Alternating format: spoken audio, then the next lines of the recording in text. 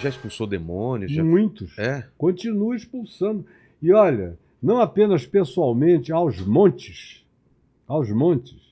mas até pela palavra, às vezes pregando na televisão ou na internet até o dia de hoje. Mas por que acontece isso? Por De causa... chegar nesse ponto de dominar a pessoa?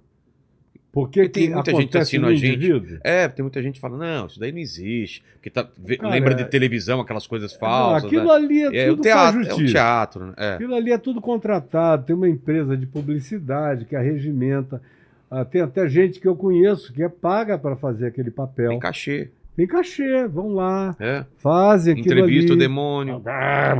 De onde você vem? Qual é seu... Para pro comercial, hein? Fica lá, Trava. trava, Voltou! volta. Como que é a real mesmo? O que é real? Eu também sou psicanalista.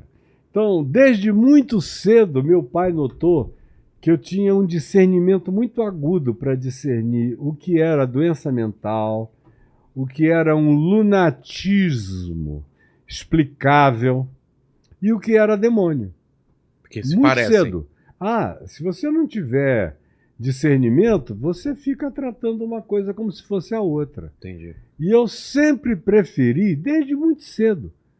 Eu diria o seguinte, a minha vida já começou, no primeiro mês de conversão, em relação a essa coisa de possessão demoníaca, da seguinte maneira, eu estava em casa com meu pai, e aí chegou um pastor amigo nosso, que já faleceu, o pastor Israel Guerra.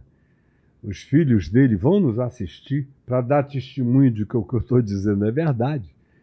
E ele chegou lá em casa e falou para o meu pai, irmão Caio, tem uma menina que chegou do interior do Amazonas agora, cheia de demônios, aqui no bairro de São Francisco.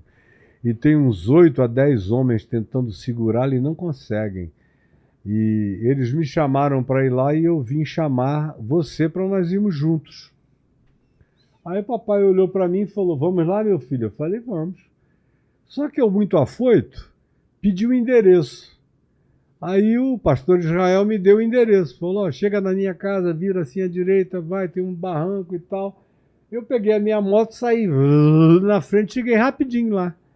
Quando eu cheguei, tinha uma multidão saindo pela porta daquele barranco. Falei, deve ser aqui. Aí eu perguntei, aqui que tem uma menina atacada aí de demônio? Aí disseram, é. Aí eu desci, saí correndo. Quando eu entrei na casa, a menina deu uma sacudida, jogou os homens, uns 4 para um lado, 4 para o outro, ficou em pé, furiosa, com o cabelo grande, desgranhado, aqueles olhos esbugalhados, falou com uma voz masculina, forte, gutural, para mim dizendo, desgraçado, eu te conheço, eu te vi no Rio de Janeiro, tu eras meu e eu te perdi, mas falando, não era coisinha da TV XYZ como a gente já mencionou aqui, não, era um negócio brabo.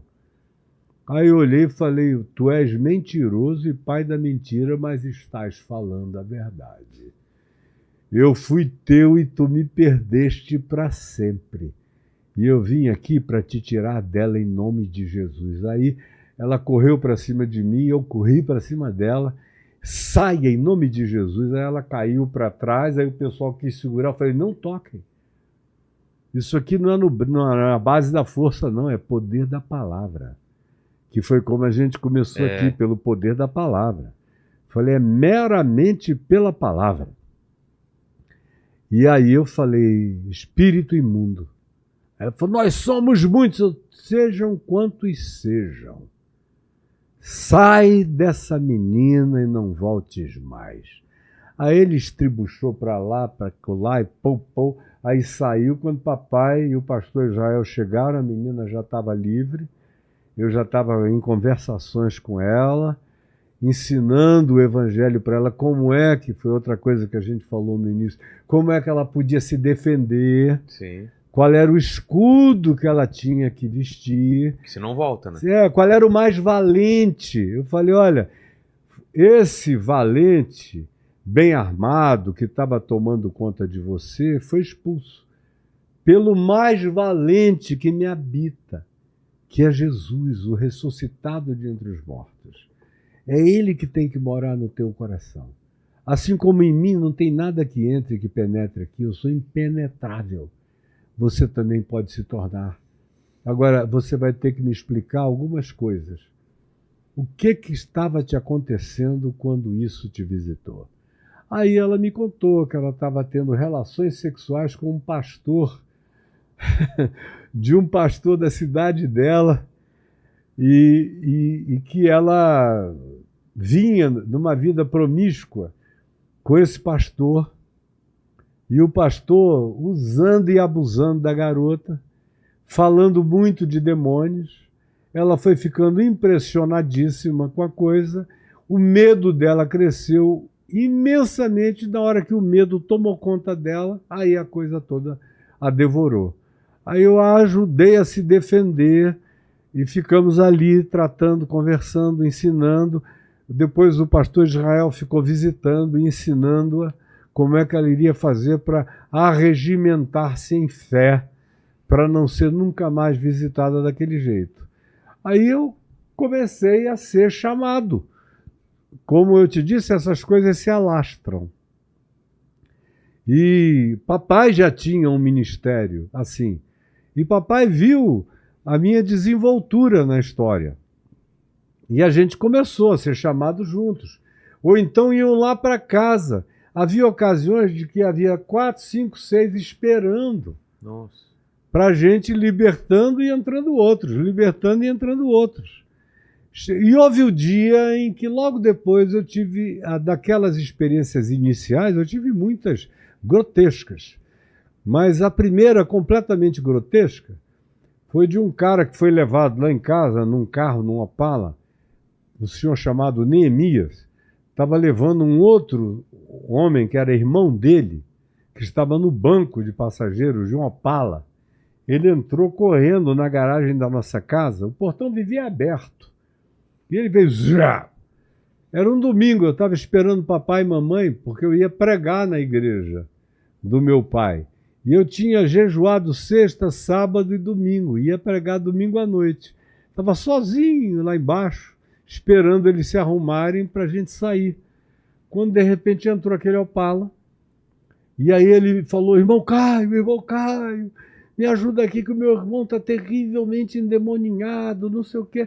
Aí sai esse cara altão, bem mais alto do que eu, grandão. Aí ele veio para cima de mim, eu falei, olhei para ele e falei, sai dele em nome de Jesus. Aí o cara caiu aqui, o tornozelo dele no chão. Sei. E a cabeça dele no capô do Opala. Aí o calcanhar levantou sozinho. Nossa. Do chão? Do chão, como se tivesse uma gangorra invisível no meio dele. Aí ele fazia ficou envergado? Assim. Ele ficou ereto. Ereto? Ereto. O calcanhar se levantou. Vê se isso aparece aí nesses cultos do Valdomiro e dessa fajutice toda. Isso aí são demônios que eu mando sair assim, acabar com a palhaçada. Vai todo mundo embora. Então eu estou falando de coisa séria. Então, caramba, a cabeça batia no capô. Pá! E o pé, o calcanhar flutuando assim a 1 metro do ar. Aí quando meu pai veio descendo, ele ouviu que tinha uma coisa acontecendo lá fora e a gangorra fazia pá, pá, pá, pá, pá, pá, pá, pá, pá, pá, pá, numa velocidade, Vilela, muito doida. Eu já tinha visto muita coisa maluca na vida, mas nada até então igual aquilo. Eu era novinho na fé. Então, repreendi em nome de Jesus, o bicho saiu, quis voltar, e eu fui impedindo, assim como quem se põe na frente. Não vai entrar em nome de Jesus, não vou deixar. Está proibido, está proibido. Aí o cara ia querendo, eu digo, não vai.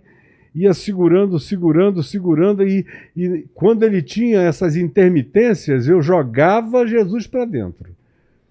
Evangelho para dentro, fé para dentro. Eu digo, toma posse disso.